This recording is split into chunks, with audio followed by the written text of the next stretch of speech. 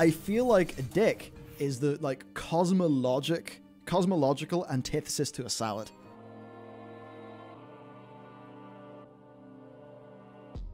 There is one superhero that I actually would not mind covering as a part of the news segment, though. Yeah, go for it. It's from RazorClaw999, who said, what are your thoughts on the Asmongold twit longer on the community negativity stuff going around the gaming world? Which, I actually think we could probably bring up the twit longer and talk through it a little bit. I'll do that. Because it is... You know, it's interesting. Like, I did tweet it saying true. So I think that does give away that I basically do agree with him. So, yeah, right. Actually, for the sake of just scrolling, so I can use the trackpad. Yeah, go ahead. Try not to wreck anything. Oh, sorry about this. We're well prepared here, as always. No, I just feel like this is the sort of thing people would like our thoughts on. And of course. I haven't really done it properly. So, yes, let's react, because that's the name of the game these days, from what I hear, to the Asmongold post. So, recently, especially with the TBC announcement, along with 9.1 PTR data mining, there's been a lot of negative sentiment in the WoW community. Putting it lightly? Yes, putting it lightly, and I think that is a humongous culmination of a whole bunch of patterns. Now, those are patterns, I think, in the intent of which we can ascribe in whatever way emotionally, you know, to us it feels like that's what the intent is. I think there's probably more complex issues going on underneath the surface that lead to that stuff happening. Obviously. So, right, he says he wants to talk about the sentiment. Ever since Vanilla WoW, there have been doomsayers in the community. That is big true. Yeah. Big true. I mean, when I came into properly playing World of Warcraft, it was, you know, a bit of TBC, right? But, you know, listening to, say, Total Biscuit, Blue Please. Now, Blue Please was purposefully shock jock. It was, it basically was, is Rush Limbaugh a shock jock? Or was, I suppose, I think the only, I don't know, the only name that's coming to my head might not do Blue Please justice, which is saying Howard Stern. I remember TB himself saying that he kind of like modeled it after like American shock jock radio. Yeah.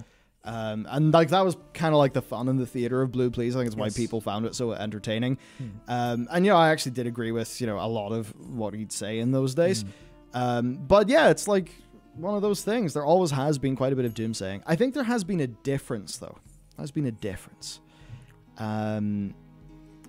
The difference is the mechanics of social media and basically broad internet culture and all of that stuff. And I think that is absolutely, like, it's almost hard to understate how important it is, right? Because, you know, people will give us shit for being negative. If you actually go onto our main channel, it's mostly positive videos, but you will notice, like we did, if I go to our channel now, just on this other display here, right? It's like... Man, you know, we did videos on, you know, where World of Warcraft really came from. Yeah. Jared spent like days researching that and going really deep into lots of books and history and shit. The video before that was, you know, how to survive the 9.1 waiting room. It was full of things to do in game recommendations, positive, happy videos. What do they get? 80,000 views, 45K views. Tiny views for us. Yeah. So it's the sort of thing where, you know, if we were to put out like perfectly balanced content in terms of positivity to negativity, the negative stuff would just be spread more. And it's like for a few reasons, you know, the negative emotions are generally more clickable because we have a negativity bias for very, you know, extremely obvious evolutionary reasons. Yeah. So that's, you know, one of those things where I think there is a difference now. It's not that the doomsayers have got like more power, you know, purely themselves or like a bigger voice. It's just that once that voice goes out, the mechanics of social media are so much more primed for spread than they used to be back in the day. And a great example of that is actually how Total Biscuit was able to transition his channel from World of Warcraft to variety gaming content. Can't do that today. And the reason why you can't do that today is that back when TB was on YouTube, the subscription feed mattered. It was the primary driver of views. But no, now it's all algorithm stuff. And that is why, you know, we can do stuff on our Clips channel that will outperform our main channel, even though our main channel has got 30 times, 20 to 30 times the subscribers. Yeah. So I just think those are like important social media dynamics to explain to people before we get into this. Yeah, that's definitely an important part. I mean, I remember being there around when this was going on. I remember, oh man, yeah. Okay, so the feedback itself is always the same and it's never different. However, the tone of late has changed. I think it's fair the tone has been getting more and more exasperated. I think that is a tone that started primarily in BFA as a response to lots of players really not feeling like they were being heard. Like I remember just because it was Lore who posted it. And yes, they're his words because he wrote it, but you know his job is just to communicate the team's perspective. And it was the time when they said they were keeping Azerite Reforging in, and I just remember my blood boiling because I just could not imagine being more adversarial to the gameplay experience of your players. Now, not because the WoW team want to be adversarial to their players. They're just fucking terrified that their players will play their game wrong. Yeah. Therefore, they build in so many defenses and things like that into the design of the game, which is then why we always feel like we're wrestling with it. Yeah, you're bowling with the rails up all the time. Yeah. Wow. Oh, that's a really good way of putting it, actually. Yeah. Yeah, wow. Glad to be of use. But it's actually more than that, though. Yeah. Because to unlock more balls to play bowling, you've got to go and put, like, you know, money into another slot machine in the bowling alley. This is my Torghast Solash bit. You know what I mean, right? Yeah. Where it's like, I'm here to bowl. You put the guardrails up, and, you know, my access to bowling balls is now controlled by some external thing that's not bowling, but I'm here for bowling. Yeah, you have to You're go, like, look, what are you doing? You have to go play a game of darts to unlock another bowling ball. Yeah. Yeah, that's Torghast, Solash, and Legendaries basically destroyed. Cool. So the former passionate, righteous indignation, followed by a 2,000-word essay, has faded and been replaced with a resigned, defeated tweet. I think that's just about most communication these days anyway. Yeah. It's just, oh god. The anger is there, but the hope behind it has been replaced by inevitability. And this is actually where it gets onto us, actually. Yeah. So, Zach there saying the hope behind it's being replaced by inevitability. For our side of things, it has honestly been far more like, yeah, well, if this stuff is doomed, if the ship is going to sink a bit, we may as well just have some crack, have some banter while we, you know, slip underneath the waves. You know, I don't want to go out like Leo, right? You know, it's all, you know, we're just on a plank. It's all mopey. There's some sad music. No, you know what? If stuff is going to go to shit, why not just have an absolute crazy mental fun time about the whole thing? We'll go to the bar in the Titanic as it's sinking, crack open the expensive whiskey and go to town, like. Yeah. So it's that thing where, like, I do have little bits of hope. I do. Like Ian saying that they're, you know, going to be moving away from the borrowed power. Yeah. It does give me a bit of hope. But I guess for me, it's like I feel like the ship is going to sink before it actually rises out of the waves again. Yeah. Where I think there's just going to be this bit of Shadowlands where, you know, we're barely above water. It's all a bit ropey. Everyone's getting a little bit woo. And then maybe the next expansion is when those things that Ian said in that interview about, you know, less borrowed power, stuff like that, when that will come in. So for me, there is hope. And the inevitability, I guess for some people, that's been like, oh, it's inevitable that we will not be listened to, that there will be problems. For me, it has just turned into, you know what, screw it. I'm just going to speak my mind. You know, that's why I've, you know, not been as diplomatic as I had been in the past.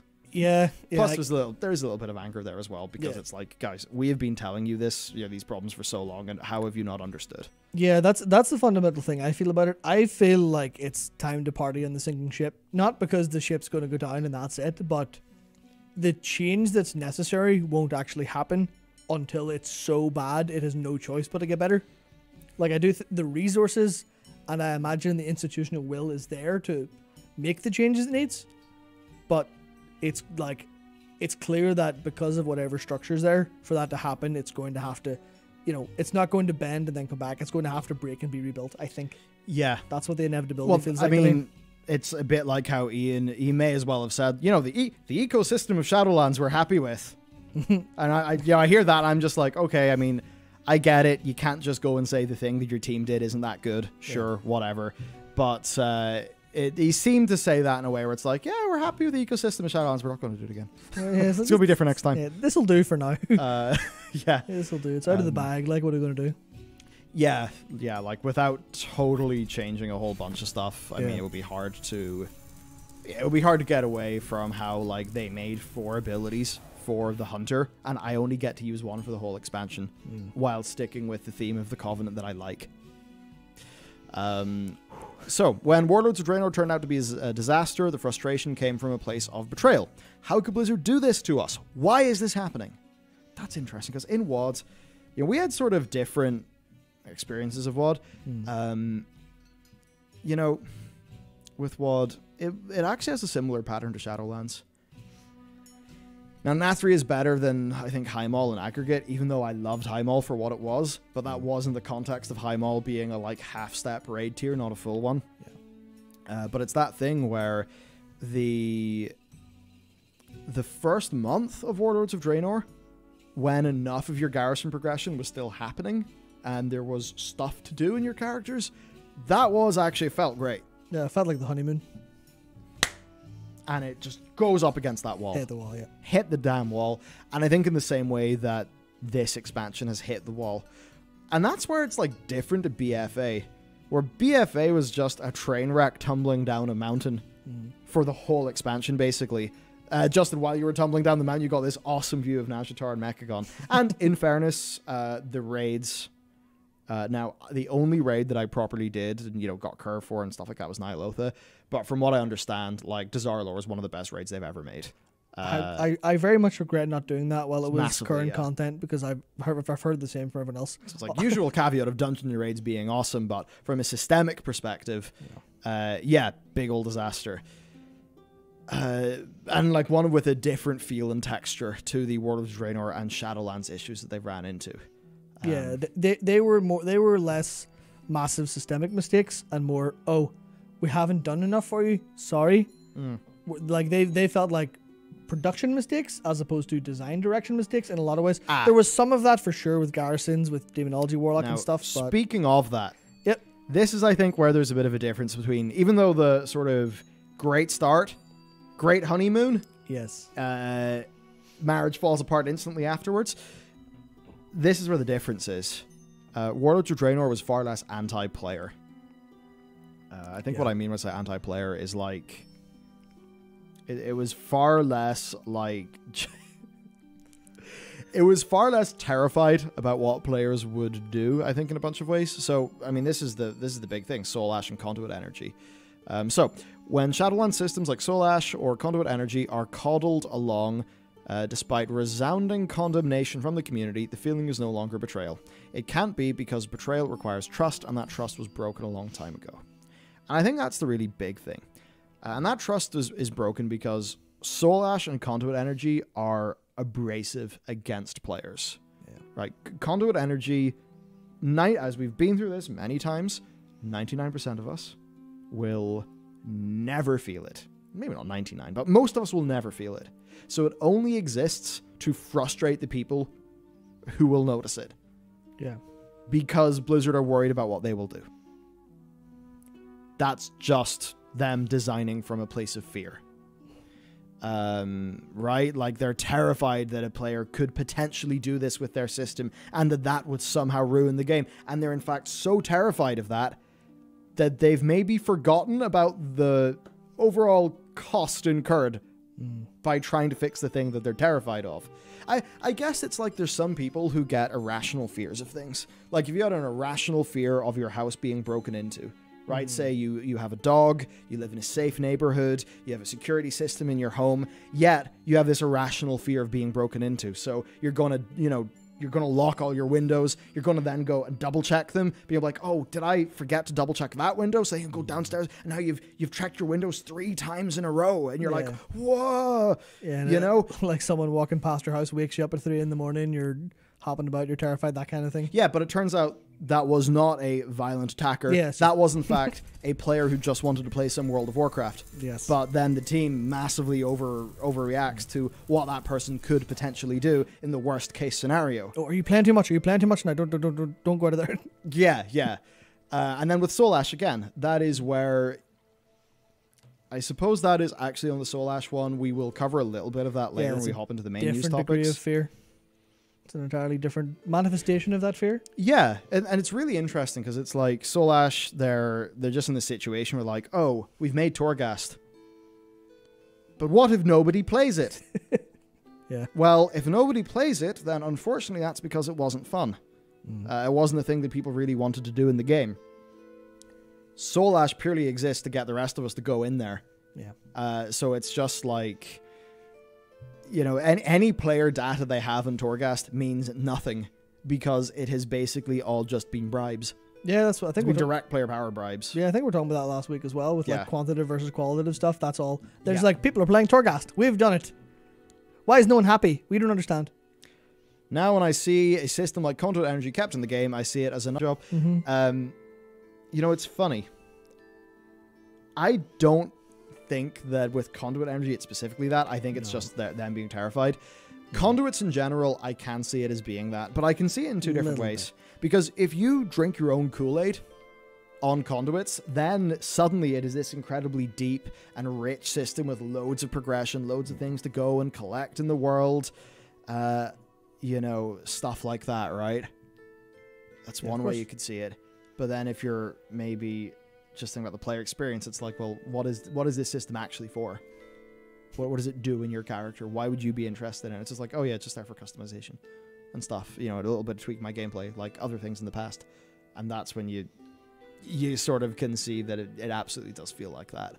You know, it feels like instead of just doing the simple thing that we know works, they made an overcomplicated one with a whole bunch of, like aspects to it that aren't actually fun at all. Yeah, they really give the game away on that being the intent whenever you look at the acquisition metrics or acquisition methods for conduits. They're like, all right, so this is, I have to go directly out of my way in a way that's not particularly fun to get this. With the random stuff from season 1, which we'll also talk about later on. Suffice to say, there may be a little bit of screeching over that a little later on in this stream. Again, not because it impacts me, because I'm going to ignore it, but because in principle, it is depressing to me that the people who are running a game that I care so much about are doing things like this, and I very much wish that they could come to some sort of understanding that, you know, it's really not something that's good for the players. It might be good for their metrics, but you cannot, like, qualitative, quantitative. I suppose we've already talked about it. I just got a really, really bad analogy for what Blizzard are doing, and I'm not sure if I should say it. Oh, let's go. Okay, How so bad? As long as it doesn't rip us off the air. It involves a documentary I watched about hard drugs. So cool. Yeah, it was basically, I can't remember, I think it was one of the Louis Theroux ones, but it was some part of, I think it was somewhere in like southern North America, and it was just following this woman who took a load of, I think it was a load of meth, and she was like, this is great, I can take meth and just clean my whole house in one night. And then when she comes to, she hadn't actually cleaned the whole house. She had spent 4 hours scrubbing one corner. Yeah. And that's kind of what I feel like is going on with this. Not to say anything about what Blizzard are doing or taking. It's just the idea of all of this stuff is being neglected to make sure this bit's really good. Yeah, it's like in the moment it felt so important to them that they didn't realize the rest of their house isn't clean. Yeah, that's what I'm trying to get across. That's what it feels like. So I guess now when I see a pop-up that Burning Crusade is releasing less than a month from now, and Illidan's iconic, you are not prepared, quote, co-opted to sell ridiculously overpriced microtransactions, I see the last bit of heart and soul of a game I love being drained away for a quarterly earnings report. That's a poem in itself. Like, yeah, I mean, for that, like, yeah, I agree. It doesn't feel good. It doesn't feel good at all. And the whole, like, you are not prepared is a little bit overplayed now. Let's ratchet it down. We've sort of had it in Legion already. Yeah, it didn't even really mean anything, did it? No, not really. He didn't really have a fiendish plan for us, did he? So These things are so blatant in their disregard of, or for the player experience, that even the most resolute Blizzard defenders have to resort to saying they don't care instead of trying to look in the bright side, because there is no bright side. I guess that's some of what we touched on earlier. Yes. They take pride in being taken advantage of, as if being able to afford a $70 microtransaction is an accomplishment, as if it's not lining the pockets of executives who don't even know who Illidan is. I don't really know if Bobby knows much about Illidan, to be honest. Yeah. The whole... It's that whole store mount thing. It's like, I wish I could know, this is your brain on store mounts. Purely because, for me, so many of those store mounts actually cry out to me humongously. And it's kind of tricky because I've been gifted loads of them over time. So I actually do have a whole bunch of store mounts and stuff like that. But Trader. Yeah. Not that I can talk. I mean, that's the problem, yeah. Yep. Fucking Fey Dragon. But, the issue that you then get is... Well, it was weird. There was one point where I bought them all for doing video coverage, which was at the time when I was the most anti-store mount. But, I don't know why I did, because I remember having B-roll of the Night or the Fey Dragon, and, having thoughts about that at the time. But the thing anyway is... Like, all those store mounts and stuff, they look so cool to me, and they have so many fantasies that I think are just so great. But purely because they're on the store means that I, will never use them in-game, because they have therefore been stripped of all meaning. Because how can that have any meaning when it's not an Azerothian mount? I mean, the Sylvarian Dreamer... The Sylvarian Dreamer, that looks like the new flying mount that you get as the Night Fae in the new patch, right? So it's like... I mean, it just feels to me like, oh, that's obviously been... This asset has been ripped out of the game and sold to people. Not good. World of Warcraft used to be a game that made you want to waste your time. Now it's a game that wastes your time. I think this is, the single most powerful line in this. Completely. Where I know in the past I would compulsively log into World of Warcraft to do shit with a goal in mind. Be that getting some gear, getting some mounts, stuff like that. What has happened to me is I have been, made so cynical by the way that they design so many of their systems that the part of me who was able to do that has been slowly dwindling away, to the point where the bit of the game that can engage me is, raids and dungeons. And hopefully PvP, because, I've watched so many PLAV videos and Bajira streams that I really do want to see what happens when I grab a two-hander. But you know what I mean, right? It's like that extra raiding stuff, out of in the world. To me, that's, been the biggest casualty. And it's the way the game wastes your time, it's, I view getting Soul Ash in Torghast as a fucking waste of time. Completely, 100%. It's just a means to an end, and and in the process, it killed my ability to like Torghast.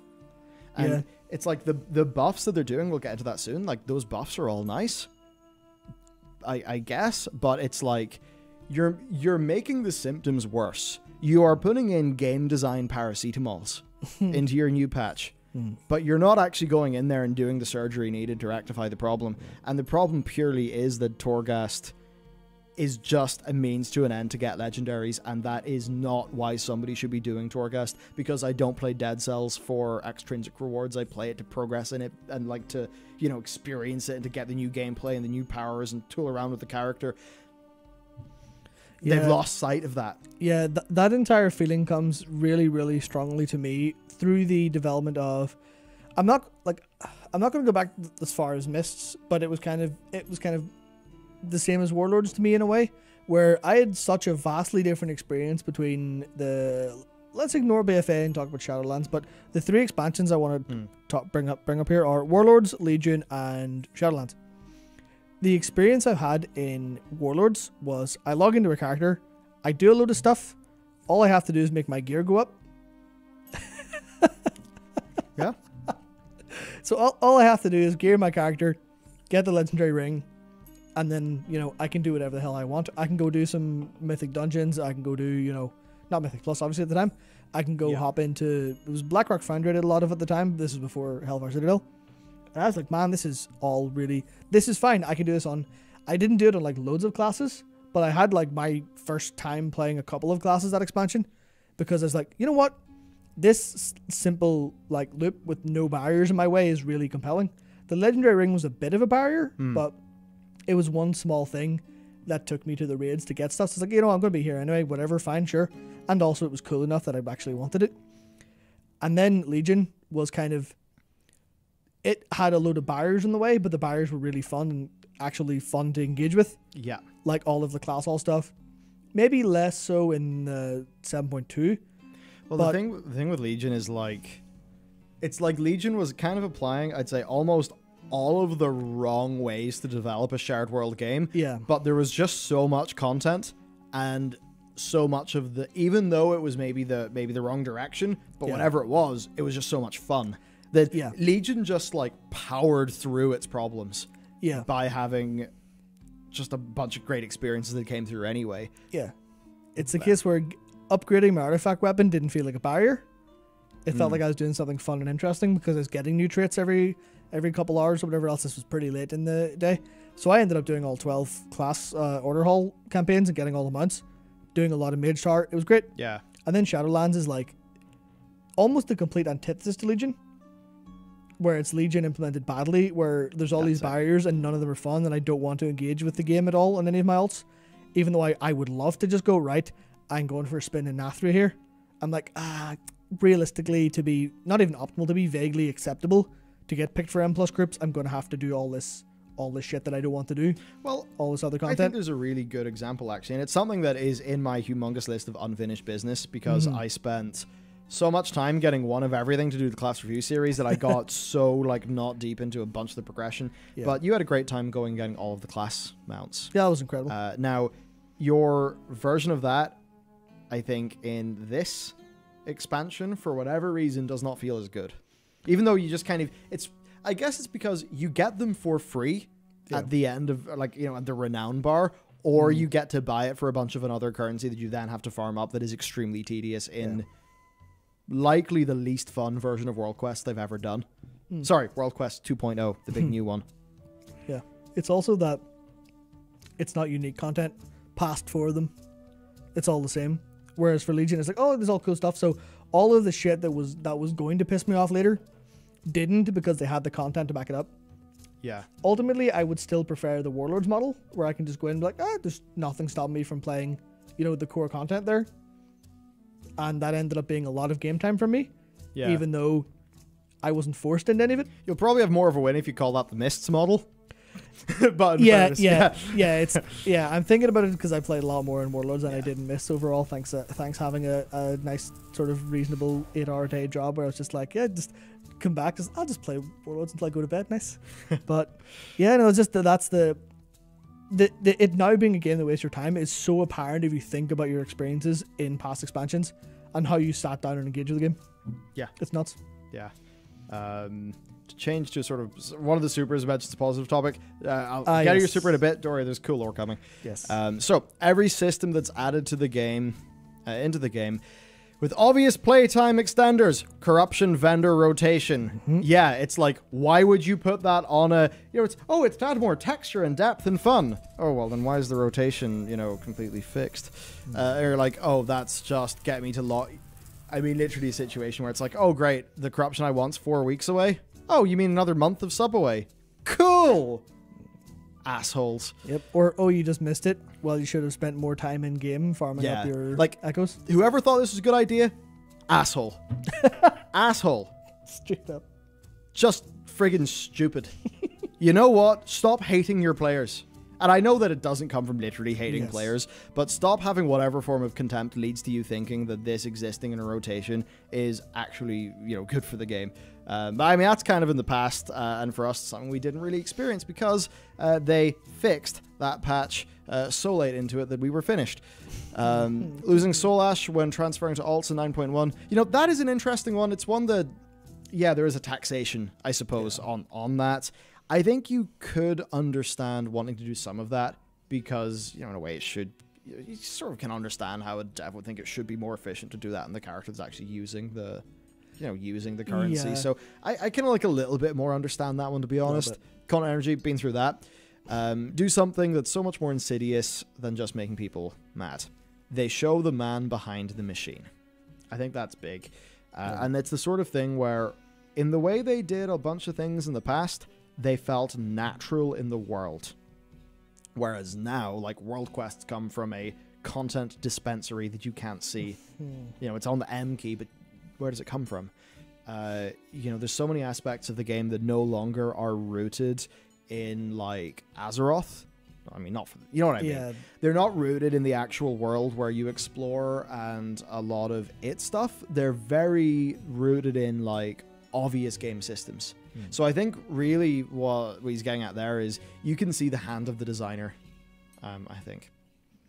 The experience you have in-game, the time you spend is no longer the result of trials and tribulations inside of Azeroth, but instead time trials and tabulation inside the accounting department. Once again, someone is gunning for, I don't know, a poetry collection. I want to know. I want to know how long. I want to know how long you spent writing this. Must have been hours and hours and hours. And yeah, that's just the thing where, you know, I think a lot of that is, it's the sort of thing where it's factually not true, but it's emotionally true because it's how the design feels to the people who I guess that design is intended for, the players. Yeah, it's the equivalent of when you open up a mobile game and you just immediately go, "Oh, Jesus Christ." Or perhaps the willing suspension of disbelief is shattered, and the only thing left over is a poorly designed Skinner box with an uninspired disguise. Yep. And I think that is a big thing. A lot of how they try to get away with that stuff just feels like a disguise. And, you know, we'll get into that with a few of the systems that are, you know, directionally good, but, you know, frustrate us a little bit with Korthia. Yeah, I think it was maybe on the Dr. K talk he did. I think he just explained that as talking about smoke and mirrors, and now the smoke's falling away and all you see is a mirror, which is a bit of a way to say it. But yeah, it's a bit of a grim one. There we go, dick in the salad. Apparently the most beautiful metaphor. I'll take that. yeah. I mean, it's a very good metaphor. It's a pretty disgusting metaphor. In so all I honesty. have to explain it. I have a massive affinity for words and phrases and concepts that you can feel in your soul. Like words I love, squelch, chungus, right? Those are awesome words. Yeah. And for this, you know, it's what when I think about salad, and I remember coming up with, when I think about salad and dick, it's basically like a salad. It is crisp, it is clean, it is pure, it's, you know, it's clean eating, all that stuff. And you think about a dick. Well, a dick is like, it's either two things. If it's flaccid, then it's some wobbly, funny little thing. So it's quite funny, right? It's comical. But, you know, if you have an erect dick, well, it's just this, you know, kind of like this big, meaty, you know, little bit obnoxious. Just, you know, it's just a big, sort of one of those, really. Right?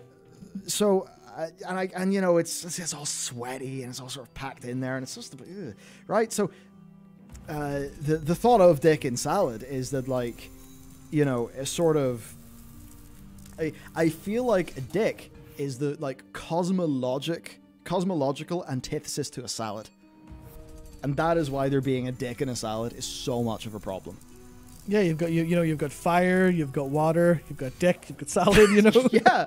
Yeah. We need to get Chronicle out here and work out where dick and salad are on the chart. Oh, good. So just tuned in. You chose a good moment. Sorry about that. Check the clips channel for context later. And then the other part of it is, yeah, if there's a dick in the salad, but, you know, you came for the salad, so you don't want the dick, then you have to eat around the dick to get the salad. But then the problem is the salad can, you know, get a little bit polluted by the dick. And then because you've got to fiddle about it, like, your whole salad eating experience has just been ruined by this dick. And then the problem is, you know, why did you eat a salad? Well, it's because you wanted to be clean and fresh and, you know, feel all like, oh yeah, I'm eating a salad, you know. But there's just a big dick in it, a big sweaty dick, and you're like, I don't want that. So that's why dick and salad is, I think, such a yeah, I don't know, such a deep concept. I mean, I think it emerged after the Big Bang, to be honest. You know, out of the Big Bang, just flew out of it a dick and a salad, and they've been at war ever since. Yeah, the Big Bang happened. There was just a load of leaves lying around. Eggplant landed it, and God just went, "Whoa, let's make living a bit like that." Oh boy. Yeah, you know, I feel like the universe does put quite a few dicks in the old salad. Yep. So there you go. Oh, powder's fallen. You can try. Oh, our fox has fallen. Yes. You can try to eat around it, put dressing on it, some garlic mayo, or pretend it's not there. But at the end of the day, there's a dick in the salad, and everyone knows it. To put in more plain terms, stop making systems with obvious flaws. And, that's the weird thing. You wouldn't think it's hard to do that.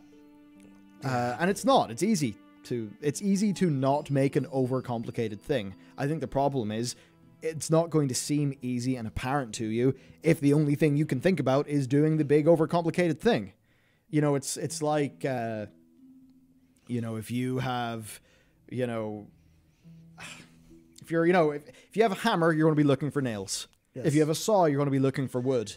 If you have a whole bunch of systems designers who are thinking about players from that very, 40,000 foot view, what are these kind of like, almost like they're playing Lemmings. I don't mean that in a derogatory way towards players. I mean literally playing Lemmings, the game. So I guess not a lot of people have played Lemmings. But anyway, it's that thing where if you're just sitting there and the players are, it's like, how do these players move through this thing that I've done? You can actually lose perspective of how it feels like to be a lemming. And from looking at lemmings, I don't know, I don't want to be a lemming. You have a bad time if you're a lemming in Lemmings. But that's like kind of the thing. I think it's not that, the developers are like, "Aha, I'm going to design a system with obvious flaws." But it's flaws that are obvious to us. It's just that they don't know that they're obvious because they don't have the perspective. Yeah. And I mean that, and then plus I have to imagine they're just a big old echo chamber. I think there's probably degrees of that going on too. It's very clear that they all have a very similar perspective. Yeah. So that's what's causing the problem. Whereas usually, you might have a lot more friction in a group with loads of different perspectives, but you're going to have, you're going to see things that you're not going to. If you have everyone who comes from the same kind of background and like same interests and stuff, you'll just see, oh yeah, we're going to make this kind of game because this is what we want to make. That's what happens. So I mean, then it comes into, stop waiting until the 0.2 or 0.3 patch of an expansion to implement quality of life changes that were suggested in alpha. And, that's the thing. Morgan Day interview, Torghast leveling. It's more of a 0.5 patch thing. Yeah. I'm sitting there being like, well, I don't care what your internal perspective on what the feature sets of a 0.1 or a 0.5 patch is. All I know is a bunch of people said it would be fun to level up a tune in Torghast during alpha. And we're like a year past that and it's not happened yet. Yeah, we're a year. We're a year past that, and we've been told, you know what? Maybe in the next 5-6 months you'll be looking at that. You're like, what? Yeah, it's fucking ridiculous to think we get fed obviously dysfunctional systems only to be hyped later into coming back and paying more money so we can play them properly. And this is the thing. I really hope Blizzard don't see them getting claps for removing artifact power and think, oh, this is a way we can, because it is really frustrating the way that this pattern with quality of life stuff goes. And, it's like with heirlooms. That's, again, another thing for the Morgan Day interview. There's a bunch there where I can understand not wanting to undercut the efforts that people have put in. And then maybe that's why you want to wait in the quality of life. But I think there's a difference between quality of life and usability. And I think usability is a better framework to think about it. And a whole bunch of the things, it's quality of life and speed ups and catch ups in sort of one context of World of Warcraft, which is that it's a role-playing game with progression, so it's like maybe you, if you're playing like any other RPG, you get your one character up, and if there's a whole bunch of time skips and things that basically feel like cheat codes, then it's going to really devalue the experience, both for your main character and also like in general.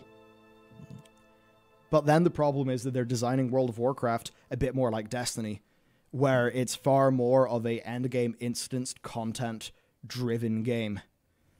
And I think that's the thing where their designs clash, and it's just very hard to know exactly what they think about those things.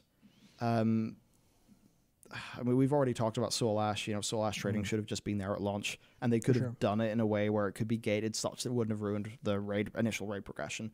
It's the thing, I suppose, where it feels like they don't see the player concerns that are coming, which seems insane to say, because I think they do.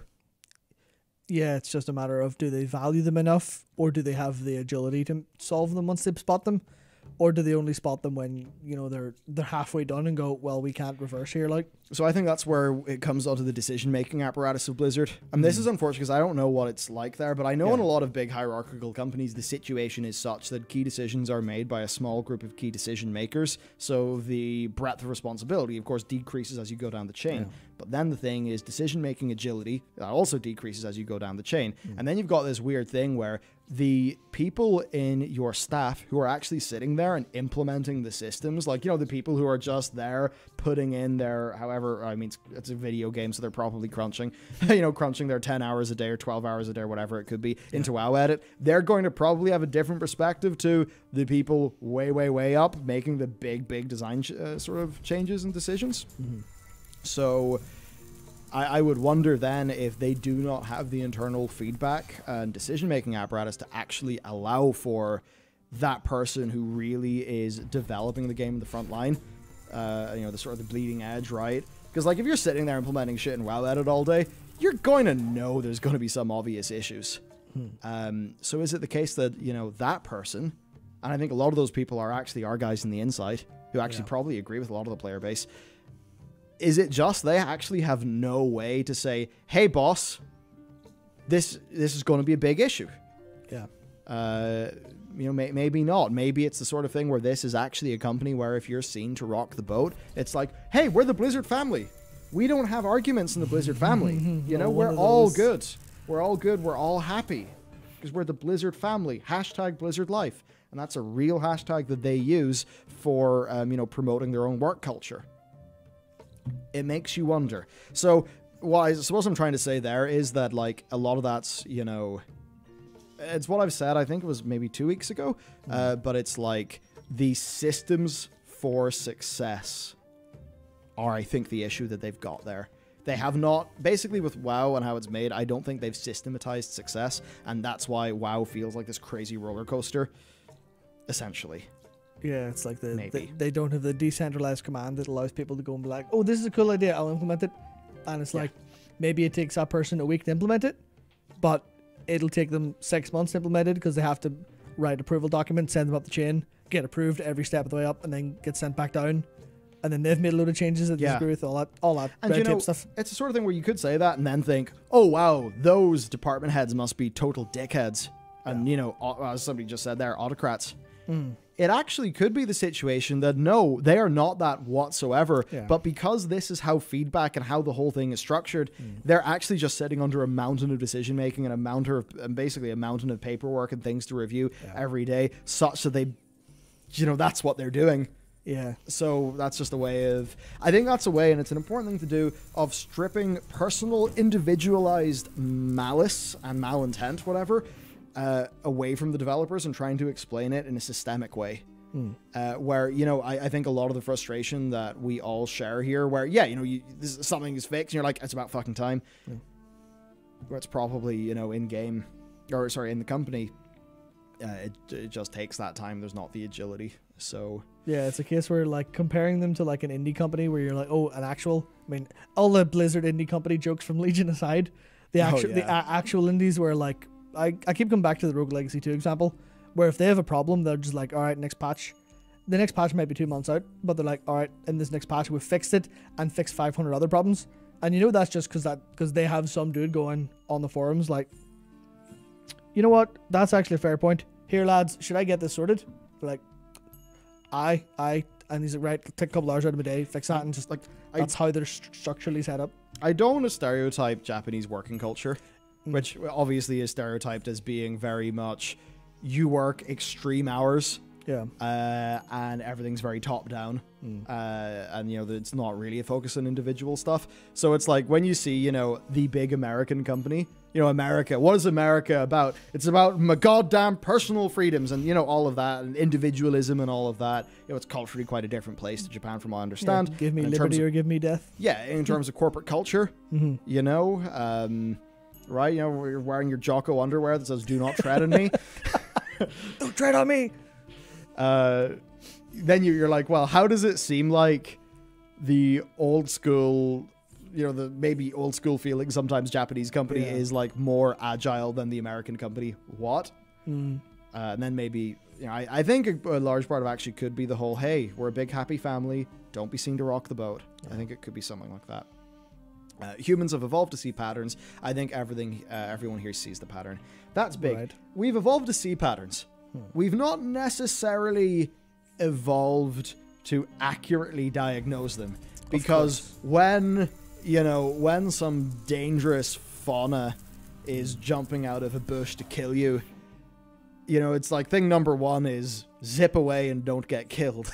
So, you know, we're going to be really good at identifying all of the patterns that are going to protect us. Yeah. But it's like, are we going to be great at, say, you know, being able to, from that point, then completely reason out the ecosystem? Why is this happening? How could you work to change the local habitat so you don't have as many, I don't know, lions jumping out of the bush to kill you? Okay, my thing is falling off the rails. Point is, people can see all of the shit-feeling stuff that comes out of the WoW team, and then we all see the pattern. But it's like we're not necessarily great at ascribing intentionality to that pattern. Yeah. In an accurate way. That's a good way to put it. And that's where I think that it's way easier to be like they don't care and they are incompetent. To which I'd say back, they do care and they could be competent, but the net aggregate of their output is not competent. Yes, it's sort of like a mathematical formula of like the individuals involved, the systems that are involved, and like there's some multiplication in there somewhere. So it could be, you know, you could have the most competent team in the world, but if they're stuck under an incompetent system, it's going to be, you know, you're going to have no output. Yeah, you could have a great person, but you set them up to fail instead of set them up to succeed, and they will fail. So there are two realities in which this can occur. The first is that the developers are genuinely incompetent. They actually have no idea how players interact with their systems, and they honestly need 6 months of failure points to come to the same conclusions the player base sees in alpha. I think there are definitely smidges of that going on. As I said, with all that systemic stuff, I don't think that is I don't think that's the body of it. No. I think there is little bits of there where, you know, they could be competent for a different... Actually, no. I think about some of the things they make. Maybe it doesn't actually work for really any game. Yeah, it's the kind of thing is like maybe they're not incompetent, like individually, if they were given the time and space to make things. Maybe they are making stuff that's incompetent, and I guess this is part of the product of systems, but they can't see what's going on, or like they can't like intuit the problems that are going to come up with it, because as soon as they're finished it, they don't literally have the time to do that. They're like, oh, I need to get this done next thing straight away. So they don't have the time to actually figure it out, because it does take time to think through that stuff. It's not always super apparent. We kind of have the luxury of like sitting and playing going, ish. Yeah. Yes, ish. I think that their fails have actually been so obvious recently that I don't think it takes time. Fair. I think that you could solve most of World of Warcraft's current problems in 1 to 2 afternoons. Like in terms of working out the design intent, you absolutely could. Yeah. So here, the second reality is that they're doing this on purpose. They intentionally withhold quality of life changes and obvious improvements in order to artificially extend game time and boost performance metrics without actually having to create new content, but instead just making existing content take longer. I think a lot of this is what gets measured, gets managed. Yeah. Internal milestones, internal metrics, where, you know, it's like, if you have one button or, you know, one graph and you see where that graph has got to go, where your boss wants it to go, where your performance target is, you'll make decisions that are based around that. Especially then if you, as the decision-making person, as we covered earlier on, if the person making the decisions based on those metrics is not like super, you know, sort of close to the ground, right, on the game, then they're going to have a level of distance there that is not that useful. What I'd say, so Zach says the truth is I don't think it's the first, I think it's both. I'm going to say to him, I actually do agree that it's both. Yeah, completely. But I'm actually going to say that it's maybe a third thing, which is all of that systemic stuff that we talked about. Yes, all the behind the scenes workings. Yeah, because you undoubtedly do have smart, passionate people in Blizzard who do actually wake up every day to make a great game.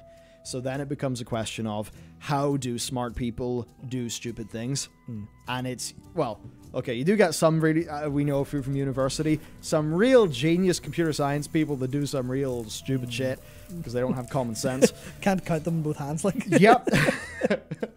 But like, how do dumb people, how do dumb people do how do smart people do dumb things? I think often when they're set up such that it doesn't seem dumb to them at the time, and a lot of that just comes down to, what is the corporate structure like, etc., etc. And for me, it's hard to say because I got one whiff of what working at PwC or Liberty IT or Kanos would have been like. Your context, we both did the same course at university. I was on the game development course, which was basically just programming it was engine programming in C++. In with some fun. Man, I miss coding shaders in OpenGL. That was really fun. But also none of it was really that useful for actually making games in a modern context. But I was doing that. Were you computer science or were you games? I was comp sci for the first year, and then I moved to games for the remaining 4. Yeah. And so many of our cohort because comp sci and games are like mixed together. So many of our cohort went into like Liberty IT, PricewaterhouseCoopers, Deloitte, those like big firms. And I just kind of, like, for me, it's like I got the first whiff of that and thought, oh my god, I would throw myself out that window. They better have those. It's not Qualcomm. Oh, what's the big foundry? Isn't that Qualcomm? Foxconn, yes. Yeah, they would need to install Foxconn safety nets so that I guess my next of kin wouldn't sue them. Because I couldn't, I'd be dead. That's kind of the point. Yeah. So I'll definitely say I have a strong bias towards the startup way of doing things and against the big old company way of doing things. So I think that's maybe a bit of how I would sort of think about that anyway.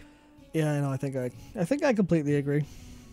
So apparently the developers lack the humility to give the player base what they want, and when they do, they lack the insight to give them what they need. Jesus. Oh, man is doing his words.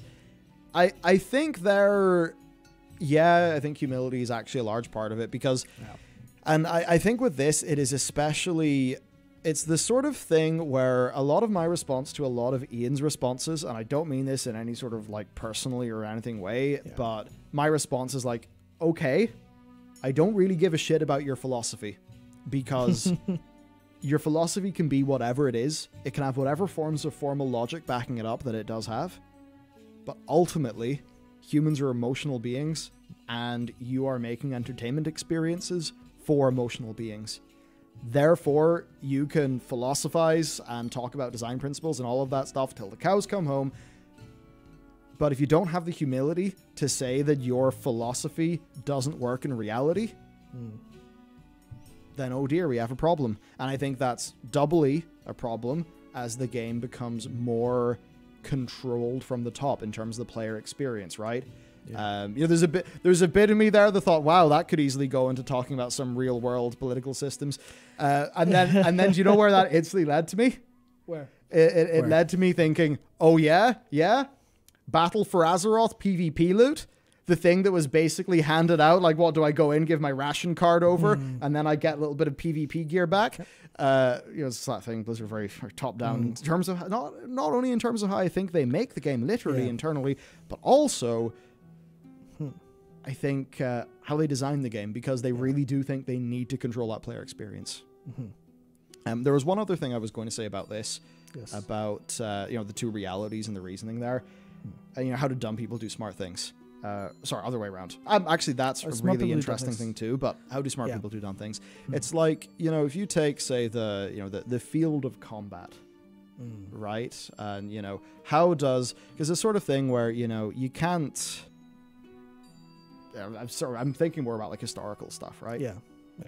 And if you go through history, it's like, you have one army, I don't know, let's just say it's the Romans, or they've got discipline and systems and all of that stuff, so that they can just orchestrate this machinery of war. And then you look at a whole bunch of their opponents, who, did not have as much of that. You can't question the strength, bravery, valor, tactical... Oh, the streams went down. To return to my point, it was basically just the idea of, like, the Romans going around friggin' basically cleaning up the map. And it's like, you can't doubt the bravery and the honor and the the individual smarts and stuff like that of their opponents. But it was just that their opponents systemically weren't set up to win. And we're down again. I believe that's us something, good to go. Matt, there's something in... What have you done? There's something in the salad.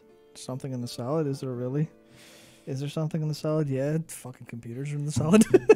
Yeah, basically, a big fucking dick rammed its way through that computer and destroyed it. Yep. That's what happened there. Hello, everyone. We're back. Hello, we're finally back. Yeah, so you were talking about how the system set up for the Roman soldiers allowed them to achieve victory. My point was, how do smart people do dumb things? Yes. And another sort of example for that is like you got the Roman army, sort of tightly oiled machine, and the people that they would have fought, they were, they weren't stupid, they weren't this, they weren't that, they had all of the valor, all of the brawn, all of the stuff, they, had all of the warrior culture in some cases, but it was like the well-oiled machine of the Roman army that is the thing that destroyed them, because they set up their systems for success. And funny enough, if you look at loads of really large Roman failures like Carrhae, the Thingyburg Forest, stuff like that, it's a lot of times where kind of like the system fails a bit. And if you look at a lot of like the chaos that ended up being the downfall, it was a lot of systems failing. And like scale, basically systems not working when deployed at scale. A bunch of that's what kind of like wrecked the Roman Empire, which apparently is relevant to the World of Warcraft development team somehow. So that was maybe a bit much. Yeah, well, so over to BFA. This is where Zach says that he tried to be more diplomatic when how he talked about stuff, but at this point, he's so fucking tired. Big same. That's why 2 weeks ago I decided it was time to give everyone the full, the full Irish, as it seemingly was read as. Full Irish. I definitely become more colloquial whenever Irish. I'm animated. Full Irish breakfast? I don't know. Yeah. Oh, I love a fry. Anyway, so the funny thing is that this is a very general post, but I could literally make a post this long about any number of systems in the game and their lazy and deserved decline. How many reskins of the Gorm mount do we need? Well, you see, of course, the thing that he knows is that if something is going to have a new rig, it's definitely a store mount. Oh, of course, 100%. Definitely a store mount first. And in some cases, even store mounts are, a new model of the same rig. But certainly it does mean you're like, oh, cool, more Gorms. By the way, there's somebody in Ardenweald. Ardenweald had so many cool, like, narrative concepts and stuff. And what do I do for most of my time in Ardenweald? I deal with friggin' bugs. Just Gorm? Just worms? I'm in the grist pit, getting the fucking Gorm guts, and you're like, man, what's going on? Maybe that's, like, entirely from someone at Blizzard who, like, recently got into gardening. And they're like, oh, I can't wait to plant all these lovely plants and have them all grow. But just spent a weekend just digging worms out of holes. But like, fuck this shit. Ah. Yeah, take it out on us. Yeah. Yeah. Why do we need to do 20 of the same world quest for an achievement? Didn't even know that was a thing, because I see world quests and go, I could play any other game. Why do Shadowlands rares only drop their unique items for people of that loot class when most people want transmog universally? Now, this is the sort of thing where, on the casual content side, I mean, I'm pretty sure he basically measures his entire being via all the things, the add-on. Yeah. I don't. I think I did a bit more in the past. But it's interesting. This is something that, he's quite keenly aware of as an issue that affects him. And you look at that and you're like, why?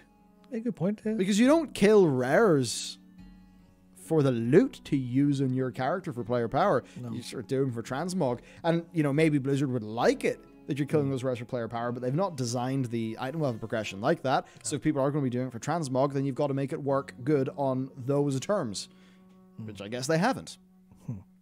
Here's why. It's because instead of innovating the game, Blizzard have mired themselves down in micromanaging expansion-specific systems. Yes, 100%. That is why World of Warcraft, even though it is getting bigger in some ways, feels like the experience, the breadth of that, is getting smaller. I think another part there, and it's something, because I've read this before, that Zach didn't bring up, but I think is relevant, and, it's, in fairness, not the sort of thing that... It's more of like a... It's the type of game dev that we know is like indie, right? So, for us, it's like a team of like, 10-ish. It's obviously very different at this scale, but fidelity. Like, the fidelity of World of Warcraft keeps on going up and up and up, and that actually does just mean it takes a lot more effort to get the same thing. 10 years ago, like, the door to a house would have looked very simple. Yeah. Now, if you looked at the door of a house in Borealis, or any of the little doodads in Borealis, they're just beautiful. Yeah, gorgeous, full of 3D elements and everything. And it's like, oh my god, that must take so much time to make. Yeah. But wait, that actually doesn't impact my gameplay experience that much. So fidelity and, you know, bloat and creep there is something I think to be cognizant of. Yeah, that's like an entire thing in the games industry, has been for the past like 20 years. It's just every additional polygon takes time for someone to put in. Well, I don't know if you're sitting there sculpting a poly. Yeah, but I get you.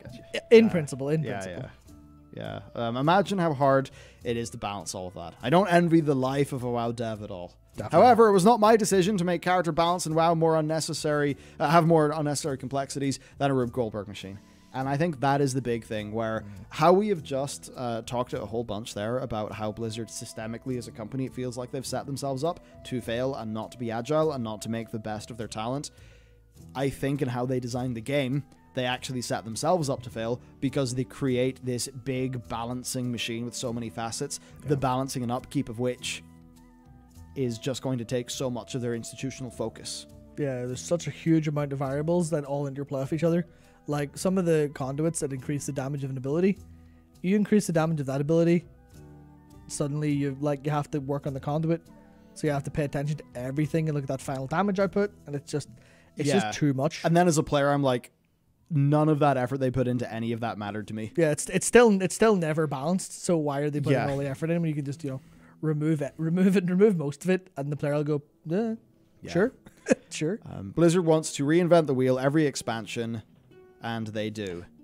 But they don't make a wheel, they make a hoverboard instead. Then, during the entire expansion, we spend our time worrying about how it will fly. What fuel will the hoverboard use? Will it have a seatbelt? We waste our time trying to design the perfect hoverboard for each expansion, we get halfway there by the end of it, and then we throw the hoverboard away and work on a new one. All the time the player base just wanted a better wheel.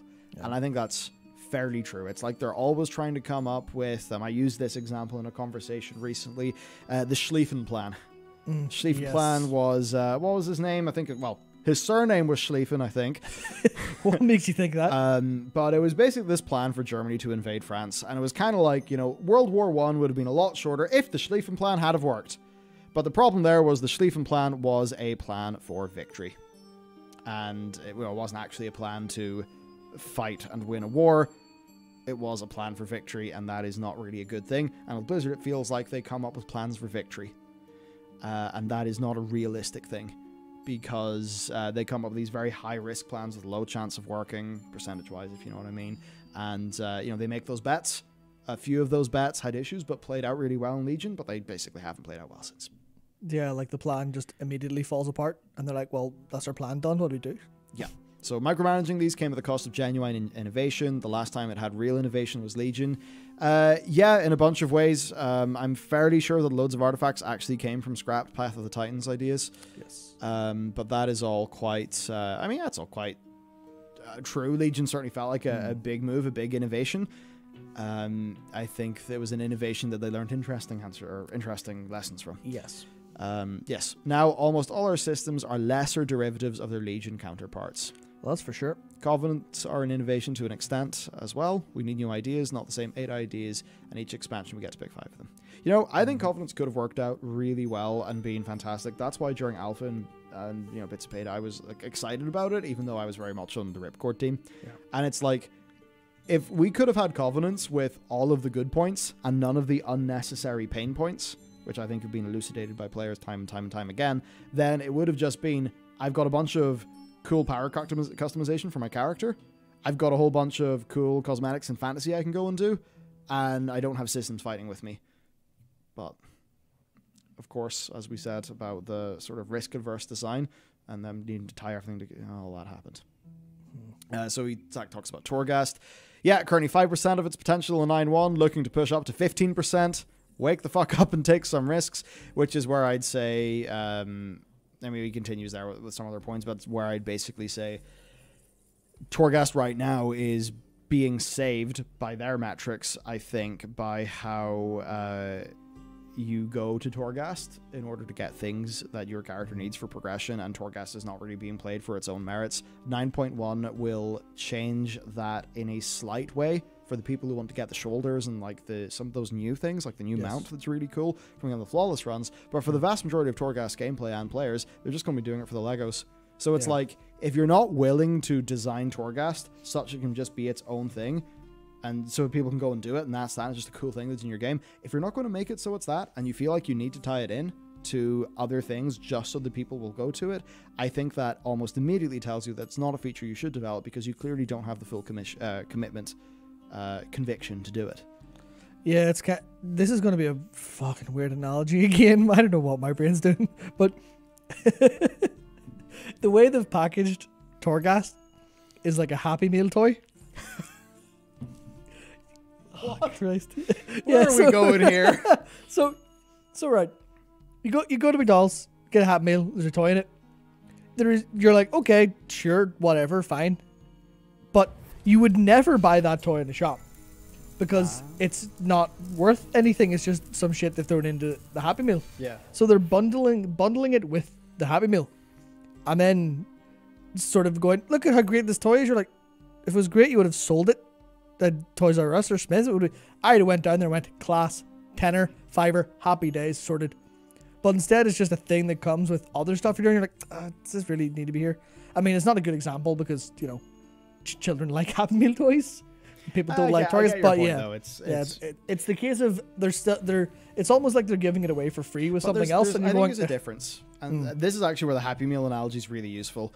The Happy Meal works as an overall product because to its target audience, it is more than the sum of its parts. Yeah, and that is the issue here. If it was a Happy Meal, we'd all be okay with it, and I think we don't expect like a roguelite inside an MMO to be as good as a from the ground up purpose-built roguelite. But we would expect it to be implemented in such a way that the resultant overall game experience is more than the sum of its parts. Instead of its parts basically being, you know, shipwreck bits floating around the sea that have been lashed together with rope. Where you're like, okay, I guess this can qualify as a boat. I'll get to my direction or my destination eventually, but why'd we do it like this? Yeah. So then he says nearly every aspect of the game is suffering from lack of innovation. World content is basically everything, as he says there, that's not a dungeon or a raid. WoW shouldn't all be dungeons and raids. And this is the big thing. I don't know if I can enjoy the game in the way that Zach does. Now, it's the sort of thing I don't really... It's not like at all a personal thing. I barely watch any... Like, you know how little I use Twitch. Like, I just don't use Twitch. I'm usually just doing other things. And Good move, basically. Well, I mean, a lot of people like it, but from my understanding of, like, dipping in, a lot of what he is doing is, you know, I was the one time I dipped in recently, he was killing, was it somebody, the weapon master from one of the mop dungeons for a very, very, very low drop rate weapon. And what was really funny is, like, the weapon looked shit, but obviously the reason he was doing it is because he had to complete it, right? The completionist way. And I used to play it like that whenever... You know, and I've done this a million times. It's like Netherwing, Cloud Serpents, you know, all those different like reps and sort of varied things. I used to play the game a lot more outside of Raid when those things existed. Yeah, whenever they had in-world meaning as opposed to just being numbers on a spreadsheet kind of thing. And right now it's numbers on a spreadsheet with world quests and just the way that they do it. They've ripped all of the heart and soul out of the non-Raid and dungeon content. A bit of me does wonder if it's because the people at the top are like quite invested in that instanced content and they maybe don't care about the other stuff as much. I'm not that sure. You know, it's like, does Jeremy Fiesel only get unleashed to make something fun whenever they let him? Who knows? Not that it's all him, of course, but you know, you'd wonder. It's like, you know, if you take like all of the cool things about the Timeless Isle, and then you try to take all the cool things about like Isle of Thunder or Order of the Cloud Serpents, it's like these things could be smashed together in a really fun, interesting way. Why haven't they been? Why haven't they really been that much? Why has it just been these systemic world quests? And I think that's and that's a great example of like WoW has not innovated there, and that really is going to hurt the game. Yeah, it's weird because I don't even think innovation's like. I mean, I agree that it is suffering from lack of it. But I think it's more the better wheel should be something they focus on more than the innovation, really. But yeah, it's still completely true. So on to the negativity then. So the reason I'm sitting here writing this past midnight is not because I'm negative about the game. It's the opposite. It's because I fucking love the game. That's why I care so much and I wanted to get better. Sim? Yeah. It's 100% that. And, you know, it's funny. Sometimes I have found that some of the big toxicity people are the most, actually some of the most positive. It's like this angry positivity, this like crybaby mentality. Yes. And I think a lot of those people are very much rooted in their own personal experience, and they basically don't have the empathy to reach out and try to understand what others think. Yeah. Basically. I have found that the people who are moderate doomers about some aspects of the game to generally, there's times that they're way more crack and seemingly less nasty. And some of there's just, I don't know, there's something about how some of those like toxic positivity people come off that feels really weird to me. And I think there's something there, some sort of lack of empathy and assuming ulterior motives and malintent, because it's like, how could somebody possibly disagree with me? That is why whenever people try to give good faith criticisms, because again, it's like, I don't give a shit about Conduit Energy personally. It will never affect me because of how I play the game. But I empathize for the people who it does impact, and because I care about World of Warcraft, I care about analyzing the design of its systems, because that feels meaningful and important to me, because World of Warcraft feels meaningful and important to me. Yeah, it's like I think the very idea of being negative for negative's sake has largely died in. I imagine it's largely died in the World of Warcraft community, especially as a lot of us grew older as we go through it. Whenever you reach like your late 20s or your early 30s or whatever else, you're just like, I don't have time to be negative for negativity's sake. A lot of that, yeah. Too much stuff sucks to just go, well, this sucks. That's the end of story. I'm not going to help. There's always a positive intention with negativity, and that, it's kind of one of two things. It's either a positive in the negativity, like, this sucks, here's how we should make it better, we should make this thing better, or it's, this sucks, I don't see it getting better, I'm out of here. And that's not negativity for negativity's sake. That's just that's the first one, but without any hope. Yeah. And I think that's the flavor I see in a lot of the negativity, is mostly just, this sucks, I wish it were better, here's my thoughts for making it better, I would love if it was, but yeah. As opposed to the haha, this is shit, haha. You don't see that very much. Well, I mean, you do, but not from big posts or from lots of people. Yeah. So I think to sort of not race to the end, but to cap things off. Yep. He's just saying that's why he doesn't unsub, because he still loves the game. And yeah. For me, it's like that. I love Azeroth. I love Warcraft. It's like the IP that I in many ways grew up with and had a bunch of learning and experiences and stuff, and even I can get into it more, but like some of the things that I used to, I got into the WoW auction house, and then I was like, hang on a second, this thing is being sold cheaper in Amazon.com than it is in Play.com. Could I do something here? That was like directly from World of Warcraft, even social skills and stuff like that. Yeah. That for me, they did not come as much from IRL. No. I think you were lucky. You had some PC gamers. You had some gamers in your year. Yeah, a couple. I had literally 0 PC gamers in my school year for like all of going through secondary school. Wild. So yeah, it's like I had to be in World of Warcraft. I mean, I played Call of Duty with the boys, of course, and Halo with the boys and stuff, but you know what I mean. So basically with Zach, dude's frustrated at the overall situation. He still loves World of Warcraft. He says, we got a taste of the what the potential of WoW is with Legion.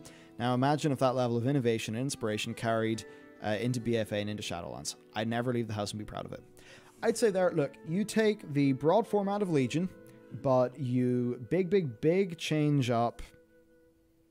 You big change up the legendary acquisition.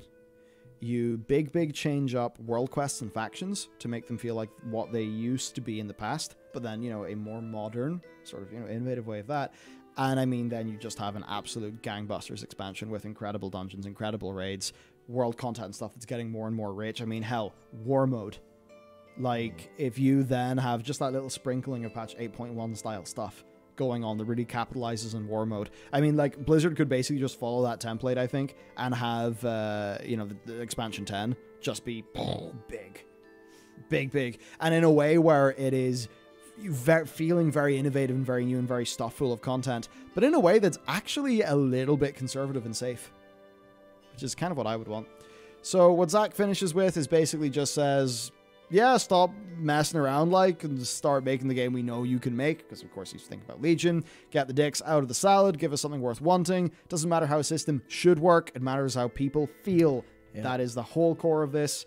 Don't treat people like spreadsheets, like numbers, like lemmings who are moving through a level and you're controlling that level to work out where the lemming will go. Really, it's not about creating those super tight loops and stuff like that for a game like this. It is far more about a authentic and rich world where the player can express themselves through gameplay. Yeah. And I think what's core there is an understanding that gameplay is not just mechanics. Gameplay is fantasy. Gameplay is experience.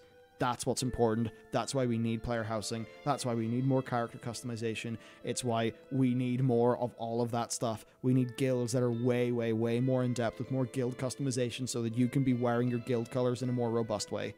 You need to have guild halls. You need to have all of those things that are just being like, this is motherfucking Azeroth. This is like that second world we all live in. That's where World of Warcraft needs to go. It can't just be this take an MMORPG, give it the instance content structure of Destiny, let's go. It can't be that. No. And then he says to the players, stop accepting dog shit. You're better than that, so are the devs. There's no pride in having your time wasted.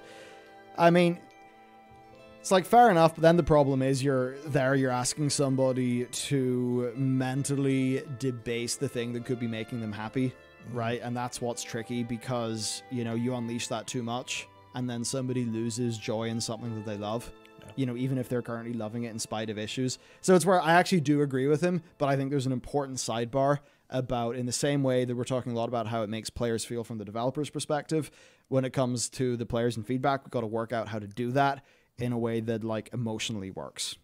Yeah, there's a lot to be said about how your mindset going into anything can result in what actually comes out in terms of the experience. Because I don't know how many times I've logged into World of Warcraft and I've had a frown on my face clicking the play button.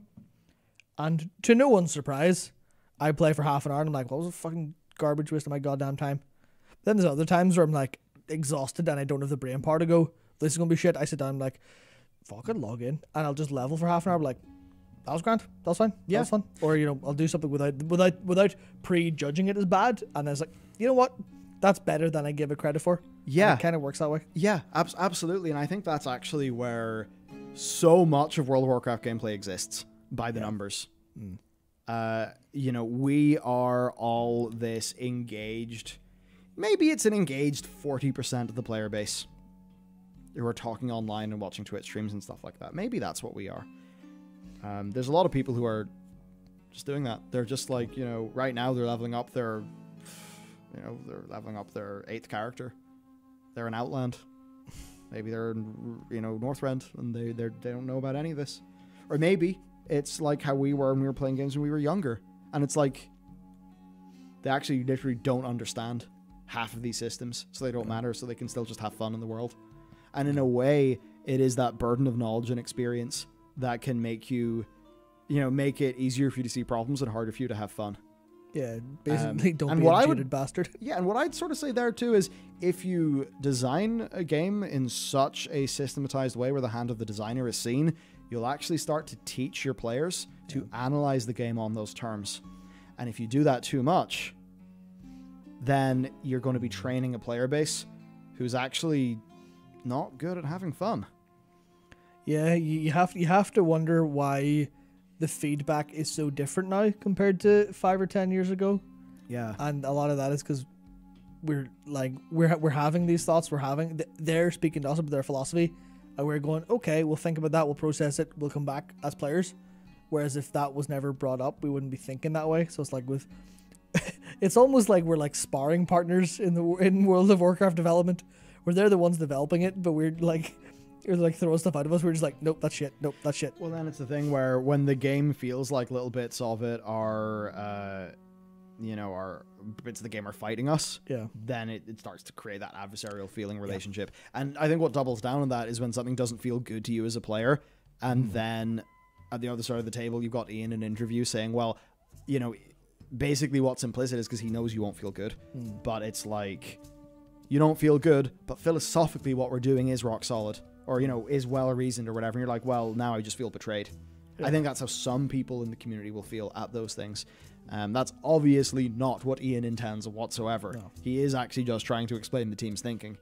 But I'm just talking about how it is going to be felt. And it is just that thing. It's the emotional angle. So, that was a big super chat. That was a bit of a derail. It was like an hour or something.